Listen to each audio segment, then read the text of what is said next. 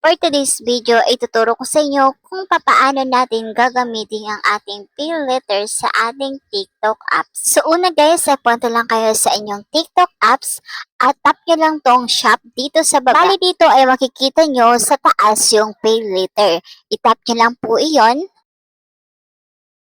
Dito ay makikita nyo na ang aking credit available ay meron pa rin akong 2,000 plus. So yun guys, paano ba natin magagamit ang ating credit available sa ating TikTok pay letter?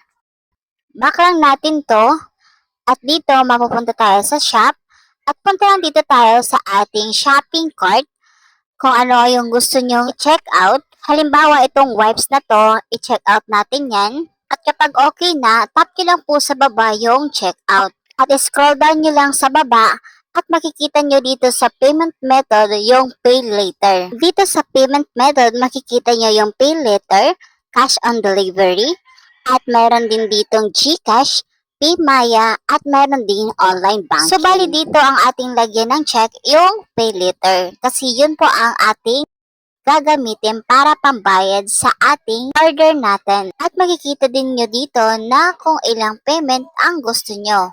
At makikita din nyo dito kung magkano ang tubo sa isang buwan ng inyong hiniram na pera dito sa pay later. At kapag okay na po, ay tap nyo lang po sa baba yung place order. At dito naman, ilagay nyo lang yung PIN code nyo. Ayan, na-order na natin. So, ganun lang guys ang gawin nyo para magamit nyo yung inyong pay later sa inyong TikTok apps. So, kung bago ka lang sa aking YouTube channel, please subscribe at pahita din ang notification bell para lagi kayong updated sa mga ina-upload kong video.